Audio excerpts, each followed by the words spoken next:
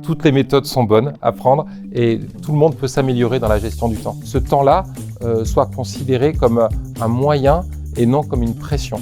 Et c'est de se réserver ces séquences de prise de recul et d'alterner au sein de la méthode 25 minutes, une pause et de faire des séquences de prise de recul où on peut justement laisser aller son esprit, vagabonder. Bienvenue sur le podcast de Sam, les solutions avancées pour managers. Aujourd'hui, je suis ravie de t'accueillir, Christophe. Tu nous embarques dans ton quotidien d'expert et sur une compétence que tu as choisi de revisiter aujourd'hui. Est-ce que tu pourrais nous dire en quelques mots quelle est cette compétence et te présenter de la manière dont tu le souhaites? La gestion du temps. C'est cette compétence qui m'a toujours intéressé et passionné. J'y étais confronté durant toute ma carrière d'entrepreneur et de manager. Et aujourd'hui, avec l'accélération des outils, des méthodes, des objectifs, des fusions-acquisitions qui sont de toujours plus en plus importantes, des croissances qui s'accélèrent, la nécessité de gérer son temps de manière efficace et opérationnelle m'est apparue comme une nécessité et d'accompagner les entreprises sur cette démarche-là me semble essentiel pour pouvoir partager ce vécu et cette expérience. Qu'est-ce que finalement sont les questions que l'on te pose le plus par rapport à cette compétence managériale? Comment organiser mon agenda? Qu'est-ce qui est important de ce qui est essentiel? Comment je dois répondre à des injonctions en disant on me demande ça, tout est important, tout est essentiel et comment je travaille sur ce qui est essentiel. Et pour pouvoir, j'aime bien cette phrase, travailler sur ce qui est essentiel et remettre l'important au cœur de l'essentiel. Oui, c'est un sujet d'actualité, n'est-ce pas? Absolument, complètement. Aujourd'hui, qu'est-ce que, à ton sens, les gens comprennent mal ou bien ont tendance à stigmatiser sur la gestion du temps et des priorités? On est dans l'injonction, le fait de répondre à des obligations, à des contraintes, de se mettre une pression aussi, la pression qui est mise soit par son management, par sa direction, par des objectifs d'actionnaires, dirigeants ou autres types d'organisations, et par la nécessité, la volonté aussi de bien faire, l'engagement des personnes, des managers qui ont cette volonté de s'engager, de s'investir, mais qui souvent n'ont pas les clés ni les outils pour pouvoir mieux s'organiser et prendre du temps et pouvoir faire la répartition du temps de manière efficace. Tu irais jusqu'à dire qu'il y a des gens qui sont naturellement bien organisés et des gens qui sont désorganisés, ou bien est-ce que ça s'apprend pour tout le monde? Toutes les méthodes sont bonnes à prendre et tout le monde peut s'améliorer dans la gestion du temps. La gestion du temps, c'est aussi d'abord se connaître et connaître sa relation au monde et sa relation aux autres. C'est ce qui permet en premier lieu de bien travailler sur la gestion du temps. Donc ce travail-là et cette relation à l'altérité, c'est quelque chose qui se travaille en continu, quel que soit son âge, son poste et son évolution dans les organisations. Donc, toi, tu vois des difficultés persister, quel que soit le niveau managérial? Tout à fait. Les difficultés, elles persistent, puisque les injonctions, elles sont répercutées en cascade. On travaille aujourd'hui avec des méthodes, on travaille des KPI, pilotage par KPI. Ces KPI, ils sont déclinés. Je dois atteindre mes objectifs, je dois répondre à des objectifs quantitatifs, qualitatifs. Et il y a cette injonction d'urgence à répondre à ces objectifs. Et cette injonction d'urgence, on a toujours des outils ou des façons de la gérer, de la maîtriser ou de la mettre à distance et d'agir sur là où on peut agir soi-même. Alors, quel serait finalement pour toi le point d'entrée? Peut-être la première méthode ou la première question à se poser pour pouvoir travailler concrètement sur ses priorités et son temps? La première méthode, ce serait revisiter les 3 axes du management. L'axe leader, l'axe expert, opérationnel expert, et l'axe capitaine, celui qui donne les ordres ou qui maintient le cadre. Souvent, l'indicateur numéro 1, c'est l'axe leader, d'identifier quand on regarde un agenda d'un manager, d'un directeur, et de regarder que voir l'axe leader, ce qui donne du sens, ce qui permet d'avancer et de montrer le chemin, c'est pas là où c'est forcément le plus important et c'est pas là où l'attention est portée dans l'agenda du manager. Oui, tu veux dire que souvent, en fait, on alloue notre temps là où on n'est pas attendu, c'est ça? Ou là où c'est pas, on gère les urgences, les priorités, mais on ne consacre pas les plages de temps nécessaires à cette fonction de leadership qui est essentielle pour un manager. Et les 2 autres niveaux, du coup, dont tu parlais? Sont importants, ils prennent de la place et c'est ceux par habitude, par formation ou par quotidien, c'est ceux qu'on met naturellement ou qu'on pose naturellement dans l'agenda. C'est pas ceux où on va préparer une réunion, s'allouer des plages de réflexion, de prise de recul. C'est pas le réflexe qu'on a naturellement et c'est pas les plages qu'on va positionner dans un agenda. D'ailleurs, c'est très révélateur. Quand on regarde un agenda, on voit tout de suite la façon dont la personne organise son temps, comment elle priorise, comment elle gère ses buffers, si elle fait du back-to-back entre les réunions, si elle n'a pas le temps de souffler, si elle prépare ses entretiens, ses bilatéraux, comme on dit, un bilatéral ou bilat, comme on peut avoir dans certaines situations. Comment je prépare et comment j'organise ces périodes-là. Donc ça, c'est ton côté manager, le deuxième angle dont tu nous parlais, c'est ça? Tout à fait. Le côté manager, où on peut travailler sur cette posture de manager, mais c'est aussi valable pour un chef de projet, un consultant qui va devoir gérer son temps de manière opérationnelle ou parce que son temps, il le facture et qu'il est précieux.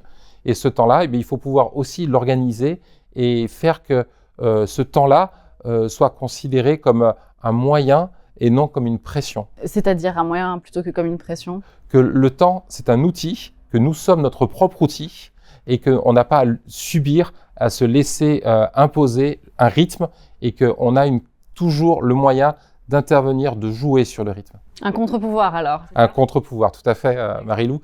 De reprendre un peu le contrôle là où on est attendu, là où on peut agir réellement. Il y a ce qu'on peut faire, il y a là où on est en capacité d'agir, là ce qu'on peut réaliser et ce qui nous semble réaliser ce qu'on devrait faire. Ne pas tomber dans l'injonction. Et ce troisième degré dont tu parlais, le côté capitaine, ce serait quoi?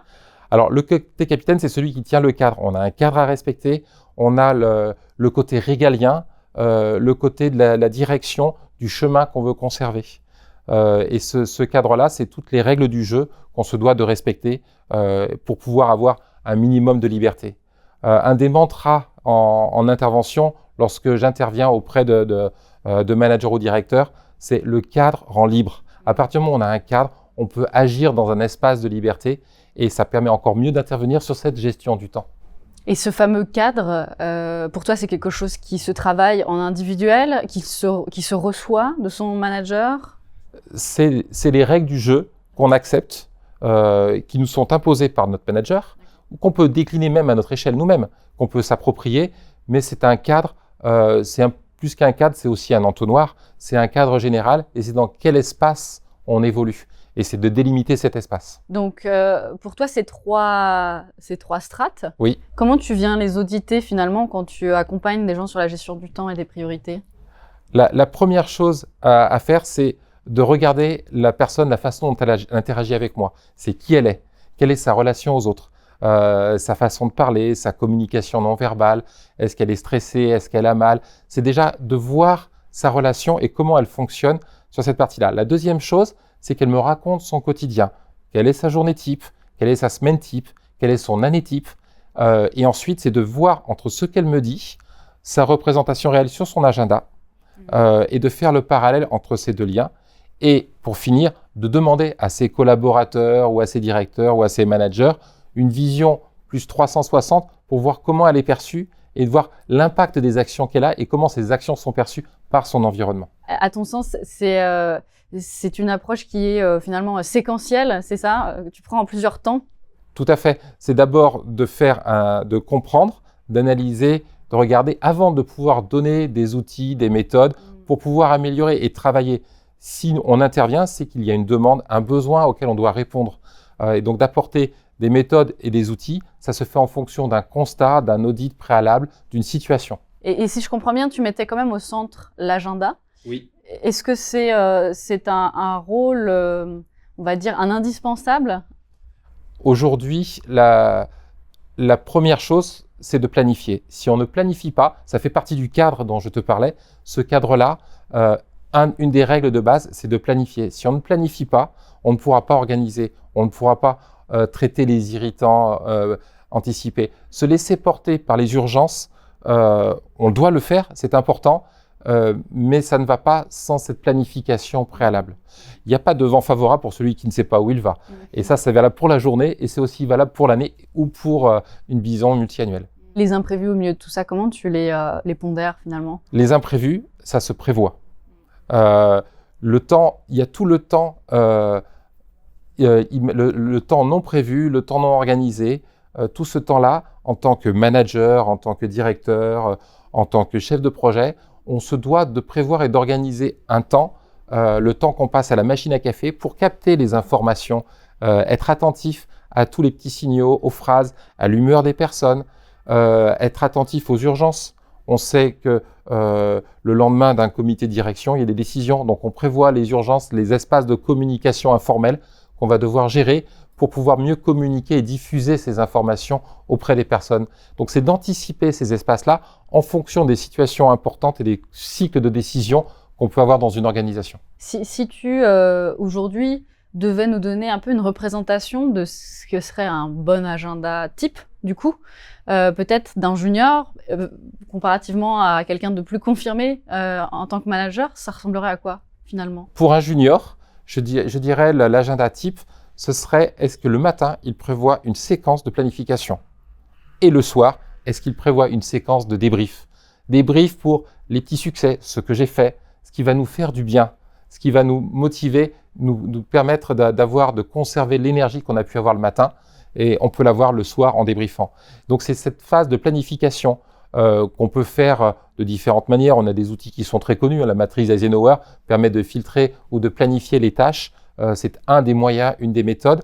Mais la première chose essentielle, c'est cette planification. Et sans planification, il n'y a pas d'organisation, il n'y a pas de gestion du temps efficace et rationnelle et pertinente. Et pour quelqu'un de plus avancé, mettons quelqu'un d'un COMEX ou d'un CODIR, ce serait quoi ton point d'entrée pour adresser cet agenda type? De mettre en place des astuces un peu plus récentes aujourd'hui. Je pense à la méthode du Pomodoro, je pense à des méthodes où on peut travailler par séquence, ou de réserver des plages horaires, plus à la prise de recul. Donc quand on est en termes de dirigeant, on se doit de porter une fonction de leadership plus importante que quelqu'un d'opérationnel. Donc c'est de réserver des plages horaires qui vont nous permettre de prendre du recul.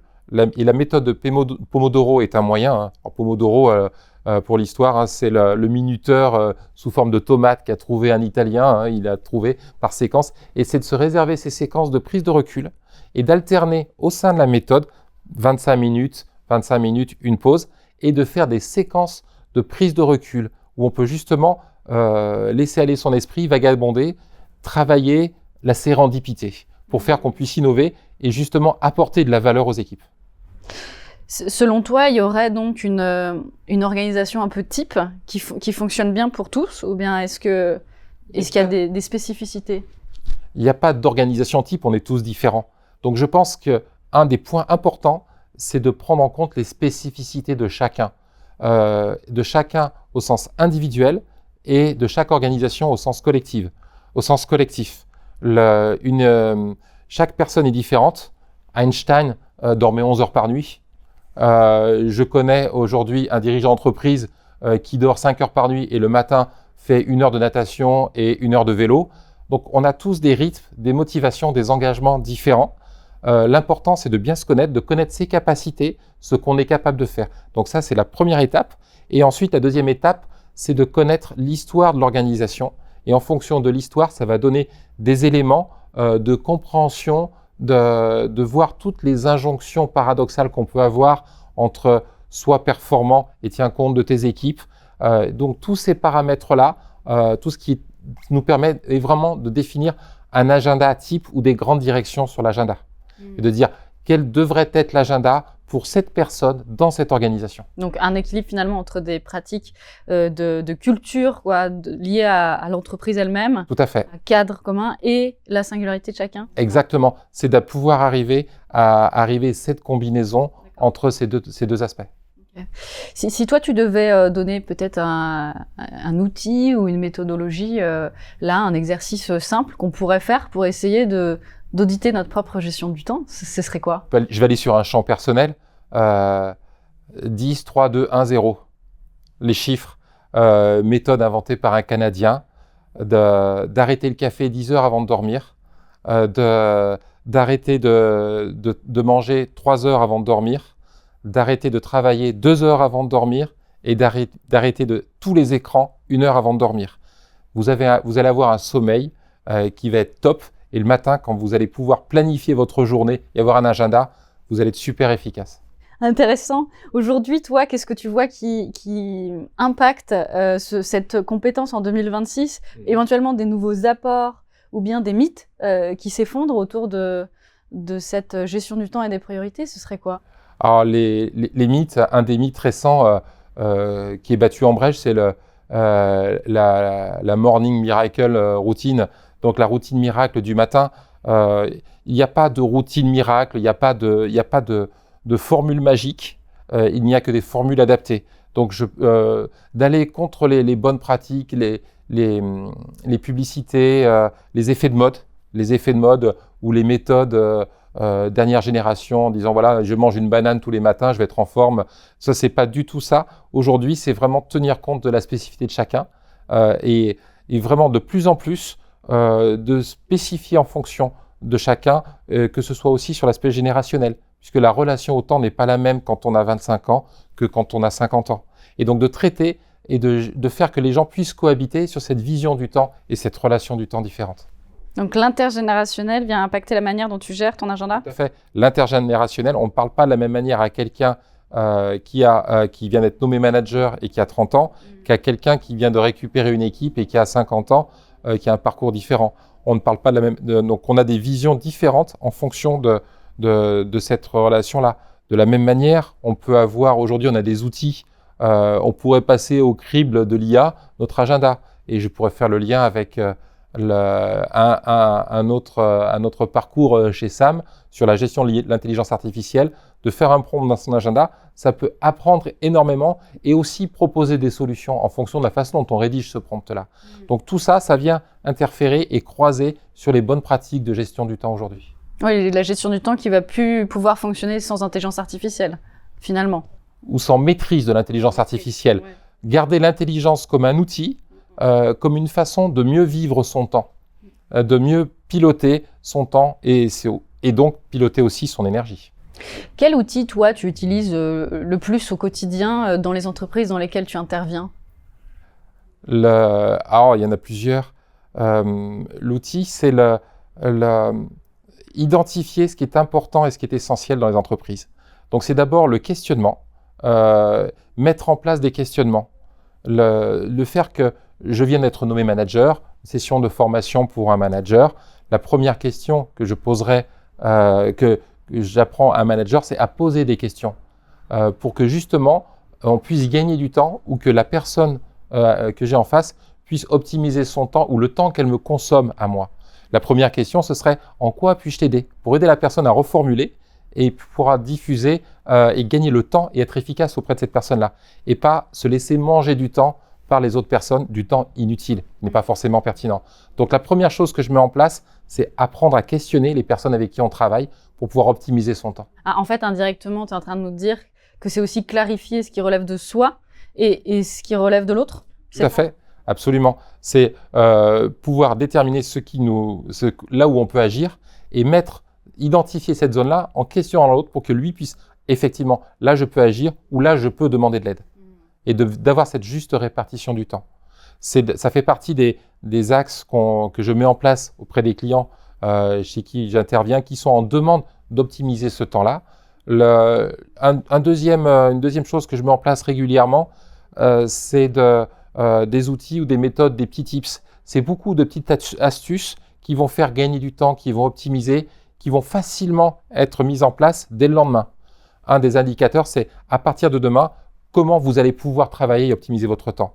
Un exemple, d'attacher 3 questions à un objet. Et ces 3 questions, c'est qu'est-ce que je suis en train de faire? Est-ce que je suis à ce que je fais?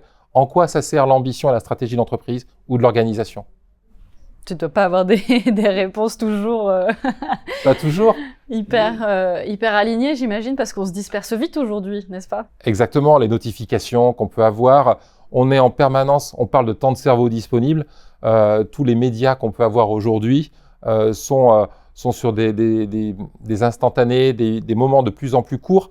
Donc, qui dit capter l'attention dit notification. Donc, d'où l'importance de bien planifier son temps et d'évacuer toutes les possibilités d'interférence. Ce qu'on retrouve d'ailleurs dans toutes les techniques aujourd'hui lorsqu'on soigne les personnes neuroatypiques. Dans le TDAH, une des fonctions, c'est d'éloigner tout ce qui nous peut être un élément de perturbation. C'est de l'appliquer aussi à des fonctions de la vie quotidienne et de la vie en entreprise. On aura la chance de pouvoir en rediscuter avec Brice, qui viendra nous parler spécifiquement de ces TND. Aujourd'hui, toi, si tu devais nous donner un conseil qui s'appliquerait finalement à nous tous pour canaliser ou se prévenir de toutes ces interférences, ce serait lequel? Un mantra, une petite phrase, de se mettre la petite sonnerie dans la tête qui fait que on va détecter ou poser les signaux d'alerte pour éviter de gaspiller son temps, son énergie, de pouvoir le faire. Moi, j'ai une petite phrase, j'ai 4 lettres, JPLT, j'ai pas le temps. J'ai pas le temps. C'est des petites phrases, des petites choses qui vont me dire est-ce que c'est vraiment important? Non, ça ne sert pas ma planification, ça ne sert pas mon ambition, c'est pas important au moment où je suis. JPLT. Donc, qu'est-ce que je mets en place? Quelles sont les actions que je mets en place? Quels sont les discours, les mots, les actes et les décisions que je vais prendre en fonction de ces actions-là ou de ces tips, de ces petites mémos ou de ces mantras que je vais me positionner à moi-même. Ce fameux JPLT, tu arrives à le vocaliser à quelqu'un, à lui dire vraiment j'ai pas le temps pour ça? Oui, j'ai pas le temps. À partir du moment où on est clair, où on fait preuve d'assertivité en termes de communication à l'autre, dire j'ai pas le temps, ça se justifie, ça s'argumente. Il faut bien dire pourquoi on n'a pas le temps, en quoi on n'a pas le temps, évidemment. Mais l'important, c'est d'avoir ces repères-là et de savoir sur quoi nous on s'appuie pour justement gagner son temps, gagner sa sérénité, être en congruence avec son alignement stratégique et son ambition personnelle et collective. À ton sens, qu'est-ce qui fait finalement qu'on arrive à bien gérer la pression autour de cette gestion du temps et des priorités? Gérer la pression, à partir du moment où on arrive à bien identifier ce qui est important, sans reprendre forcément la matrice Eisenhower, l'important, l'urgent, c'est déterminer ce qui est important, de le clarifier et de pouvoir le clarifier aux autres. Et pour ça, de le faire de manière orale, mais aussi de le faire de manière écrite. Je pense que c'est vraiment un élément clé pour pouvoir poser la partie de la gestion du temps. Qu'est-ce que toi, tu as dû désapprendre pour pouvoir mieux gérer ton temps et tes priorités avec cette carrière aujourd'hui dans cette compétence? Moi, j'ai dû désapprendre à lutter contre ma curiosité naturelle, contre ma pensée en arborescence, arrêter de faire du mind map tout le temps et de pouvoir me concentrer et travailler sérieusement sans se prendre au sérieux, à trouver les zones de plaisir là où elles sont, mais tout en gardant le focus et l'essentiel. Donc c'est de m'interroger et d'arriver à désapprendre cette façon de penser et de mettre en place des rituels qui font que je puisse arriver à mieux gérer ce temps-là et à mieux le planifier. Savoir quelque part où est-ce que tu vas aller plus vite que la moyenne, c'est ça? Où est-ce que je vais pas forcément aller plus vite? Un bon manager, c'est s'entourer de personnes qui vont peut-être plus vite que lui, mais savoir ce qui va me permettre de décider au bon moment, de prendre les bonnes décisions, de faire la bonne communication à la bonne personne au bon moment. Et tout ça passe quelque part pour toi donc par ce fameux audit et pilotage donc de l'agenda, c'est ça? Tout à fait. On ne peut pas imaginer un plan d'action aussi bien individuel que collectif pour une organisation, un codir ou une personne ou des chefs de projet, sans d'abord un audit préalable, sans une analyse, sans un questionnement préalable, même un quart d'heure, même très peu de temps. Mais si on n'a pas cette phase de compréhension, on ne peut pas arriver à proposer des solutions pertinentes et efficaces qui vont faire que la personne, on va résoudre rapidement, au bout de 2 heures, un problème. Et pour toi, est-ce qu'on peut réussir à bien gérer son temps et ses priorités quand finalement celles que l'on recevrait de son manager ou des autres services seraient moins claires ou pas claires? Alors, ce qui est flou avant est flou après. Donc, la clarification est un point important dans les instructions, dans la planification. Lorsqu'on pose un rendez-vous, lorsqu'on remplit une case dans un agenda, il faut clarifier l'intention que l'on met pour ce rendez-vous, pour cette chose, pour ce point-là. Si on met une réunion pour mettre une réunion, si on remplit l'agenda pour remplir l'agenda, c'est pas forcément pertinent. L'intention est première. C'est ce qui va déterminer la suite des opérations. Qu'est-ce que toi, tu aurais aimé savoir plus tôt par rapport à la gestion du temps et des priorités? J'aurais aimé connaître les cycles circadiens, la chronobiologie. c'est un point que j'aurais aimé connaître, que j'ai découvert, puisque je suis biculturel par mariage, donc de voir la façon dont le temps, la chronobiologie est traitée dans les pays du Nord, l'importance que ça peut avoir sur le rythme qu'on peut mettre en place sur cette gestion du temps, aussi bien des saisons que du temps du cycle circadien, et ce qu'on peut mettre en place, et l'importance des rituels. C'est des points importants. Cette phase de chronobiologie et la sensibilité que l'être humain peut avoir à la saison, à la lumière du jour, à l'humeur, on dit souvent que quand il y a du soleil, on est de bonne humeur, mais de connaître et de décliner ces importances, j'aurais aimé pouvoir le connaître plus tôt et appréhender ces notions-là beaucoup plus tôt. Comment toi tu l'intègres, cette notion dans ton quotidien ? Je m'accorde le droit de dormir plus tôt, d'être un peu plus fatigué l'hiver, de faire attention à la luminosité, de travailler sur ces cycles-là et de savoir que les cycles de l'automne, l'hiver, l'été, on n'a pas le même rythme de vie et qu'on n'a pas la même énergie au même moment dans la journée. Et en fonction de ce déroulement-là, de s'accorder des temps de pause ou des temps de gestion dans son planning, de savoir qu'on ne va pas travailler de la même manière, que le mois de mai, ce n'est pas un mois où on va produire de la même manière, mais les journées plus longues feront qu'on aura plus d'énergie, mais à nous de mieux réguler cette énergie dans ces journées-là. Tu t'auto-anticipes en fait. J'auto-anticipe en fonction du cycle annuel et du lieu où je vis. Si je vis en Finlande ou si je vis en France, le cycle de vie ne sera pas tout à fait le même. Bien sûr. Pour toi, finalement, est-ce qu'il y a des personnes qui devraient, davantage que d'autres, se pencher vraiment sur les méthodologies de gestion du temps et des priorités ? J'ai envie de dire tout le monde, tous ceux qui ont un problème de gestion du temps, tous ceux qui ressentent une forme de pression devraient s'interroger sur leur agenda et la façon dont elles gèrent leur temps. Quand on a une pression, quand on est fatigué, quand on a mal, quelque part physiquement, notre corps nous parle. Donc c'est d'écouter aussi, de s'écouter. Et à partir du moment où on ne s'écoute pas en disant j'ai mal, d'essayer de repérer ces signaux d'alerte. Donc toutes les personnes qui ont des signaux d'alerte aussi bien physiques, qui ont des pressions, ou qui n'ont pas forcément le sourire ou l'énergie, ou qui ont un désalignement par rapport à ce qu'elles sont capables de faire et par rapport à une demande, doivent s'interroger sur l'agenda, sur comment elles gèrent leur temps, comment elles investissent leur temps, comment elles communiquent autour de leur temps et comment elles le diffusent auprès de leurs équipes ou de leur entourage. Il y a donc cette notion de communication qui revient en fait. Bien sûr, on existe dans l'altérité et c'est le regard de l'autre qui est important. Donc c'est aussi un point important. Et c'est aussi quelque chose que j'ai pu mettre en place et que je recommande d'ailleurs dans les interventions, c'est d'apporter ce regard externe de débriefing. Je m'inspire beaucoup des méthodes agiles et dans la gestion du temps, l'agilité est un point important, notamment pour faire un débriefing et un retour d'expérience. On va mettre en place un retour d'expérience sur ce qui a bien marché, pas marché dans la gestion du temps et la gestion de l'agenda. Quels sont les prérequis, selon toi, les conditions qui font qu'on y arrive ou pas finalement à cet aboutissement de bien gérer son agenda ? Une seule condition, une seule, il faut avoir envie de changer. Si on a envie de changer, si on est prêt à dire « je sais que je dois bouger quelque chose », à partir de ce moment-là, on peut bouger les choses. Il n'y a pas d'autres prérequis que ça. On ne peut pas décider ouais, je vais voir par curiosité, ça peut être intéressant, mais la curiosité, c'est le point de départ pour pouvoir bouger, c'est l'envie et la volonté de bouger ou de changer des choses ou de faire changer des choses dans son organisation, dans cette gestion du temps qu'on peut avoir. Pourtant, on rencontre quand même pas mal de personnes qui ont essayé une fois, 2 fois, 3 fois d'avoir leur fameux agenda type et qui reviennent à leur habitude. Qu'est-ce que tu leur conseillerais dans ce cas-là ? De continuer le rituel.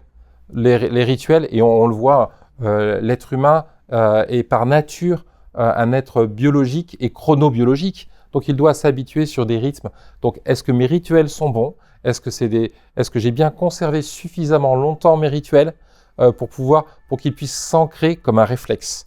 Un peu comme quand on apprend à conduire. On conduit de manière réflexive aujourd'hui, sous forme de réflexe, que les habitudes de gestion du temps deviennent ancrées, deviennent des réflexes et des habitudes qu'on n'ait plus à s'interroger dessus. Et donc tout ça, ça passe par des petits pas ou des petites modifications, des rituels qu'on va mettre en place au fur et à mesure. Et je pense que c'est important que dès les sessions de formation qu'on fait avec Sam, on puisse dès le lendemain mettre en place des petits rituels et faire que les personnes puissent enclencher une modification sur leur agenda, sur leurs habitudes pour pouvoir évoluer parce qu'elles étaient présentes, parce qu'elles ont voulu changer. Donc l'une après l'autre, y aller crescendo. Bien sûr, ce qui est important, c'est pas le sommet de la montagne, c'est le premier pas que l'on fait. Qu'est-ce que toi tu refuserais de promettre relativement à ça quand tu interviens? Je refuserais, il n'y a pas de magie. La magie est en vous. Vous êtes votre propre outil. C'est vous qui, si vous avez envie de changer, je peux vous apporter en tant qu'expert un regard externe, je peux vous apporter des outils, une méthode, des façons, mais tant que vous n'avez pas envie de changer, on ne pourra pas faire quelque chose. Et je ne vous apporterai pas de méthode miracle venue d'Asie ou d'outre-Atlantique. Ça, c'est pas vrai. Il n'y a pas de méthode miracle. La seule méthode qui va marcher, la promesse que je peux vous faire, c'est que si vous avez envie de bouger, vous bougerez. C'est la promesse que je peux vous faire. On va avoir la chance de te retrouver, Christophe, pendant quelques journées d'expérience. Donc, Oui. Une chrono très courte de 2 heures où tu vas nous accompagner dans cet audit de notre agenda. Et puis, une journée d'atelier où on va venir un peu travailler ces grands blocages traditionnels de la gestion du temps. Pour quel public, finalement, tu trouves qu'il serait pertinent d'adresser ces temps d'expérience? Le premier temps, ce qui est innovant dans la méthode de Sam, c'est d'abord de se rendre compte, de diagnostiquer, de mettre en place des premiers outils, une session de 2 heures, et de l'approfondir, de le décliner pendant une journée complète, où on va pouvoir plutôt intérioriser, vivre des expériences de mise en situation, de constat, des choses que les gens vont apporter, leur agenda, leur histoire, leurs anecdotes. Donc de pouvoir travailler dessus. Donc les personnes, tout le monde peut être concerné pour cette situation-là. Tout le monde peut avoir besoin de gérer son temps à partir du moment où on sent une difficulté, une tension, une baisse de pression, d'énergie et d'engagement. Tu dirais que la plupart des gens que tu rencontres en entreprise sont conscients d'avoir un problème de gestion du temps ou bien le découvrent pendant les formations? Alors, certains le découvrent en formation, mais s'ils viennent, c'est qu'ils ont conscience du problème. La différence, c'est que la description du problème n'est pas forcément ce à quoi ils s'attendaient. Ouais, j'ai un problème. Oui, mais c'est ton problème, c'est peut-être cette façon de voir les choses, de communiquer, de gérer les priorités, de dire tout n'est pas une crise, tout n'est pas une urgence. C'est comment tu vois ton temps, comment tu lâches prise sans laisser faire. Attention, comment tu lâches prise sur certains points tout en suivant et comment tu contrôles certains points où tu gères les situations d'urgence. Aujourd'hui, c'est une thématique, tu nous disais, vraiment d'actualité ou en tout cas à revisiter. Oui. Pourquoi tu dirais que là, en 2026, c'est important quand même de se repencher là tout de suite sur le sujet? 2 points clés importants. La multiplication des notifications ou des médias que l'on peut avoir. Aujourd'hui, on parle de réseaux sociaux, on parle de télé, on parle d'interférences. On a un nombre d'interférences, de sollicitations de plus en plus importantes. On a un nombre d'injonctions. Utilisez l'IA. Si vous n'utilisez pas l'IA aujourd'hui, vous êtes perdu. Donc on a un nombre d'injonctions à s'approprier un outil, à avoir la bonne information, à communiquer, à faire le bon tweet qui va bien. Donc on a ces injonctions-là. Et je dirais aujourd'hui, c'est de plus en plus important d'apprendre à gérer son temps pour appuyer sur le bouton pause au bon moment. Au bon moment? Au bon moment. Ce serait quoi du coup pour toi le bon moment? Le bon moment, c'est le moment pertinent, efficace, qui va faire qu'on ne va pas dépenser l'énergie inutilement et qu'on va rester serein et qu'on pourra bien dormir, se lever tôt le matin, avoir le sourire et donner le sourire à sa direction, à ses collaborateurs, à ses employés ou à ses chefs de projet. Donc rester en lien, quoi, finalement. Et rester en lien et faire que le lien soit la chose première, plus que le lien qu'on peut avoir avec un média, avec un écran ou avec une oreillette. Oui, bien sûr. Tu nous donnerais quoi comme conseil de ressources peut-être pour aller explorer un peu plus le sujet? Des conseils de ressources, il y en a nombreux. De prendre le temps de lire, première étape, plutôt que de regarder, de faire une recherche Google ou ChatGPT, séquence pub. plutôt que de faire ça, de prendre le temps de lire et de lire des livres simples, accessibles, qui donnent des pistes de réflexion. Je pourrais exemple Fabien Olicard, la gestion du temps, autour de la gestion du temps, a écrit des astuces autour de la gestion de la mémoire, donc de prendre le temps et de découvrir d'autres horizons à travers une lecture autre de ce type-là, et je recommande fortement cet auteur. Plus la lecture que la vidéo, du coup, à ton sens, pour ce sujet?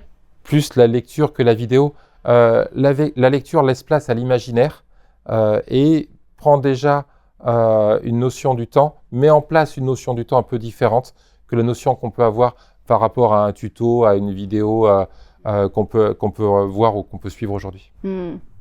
Si tu pouvais finalement donner la parole à un autre expert, ce serait lequel sur ce plateau de Sam? Je vous recommanderais un autre expert, quelque chose qui me parle beaucoup aussi et qui est en lien avec la gestion du temps, la gestion du stress.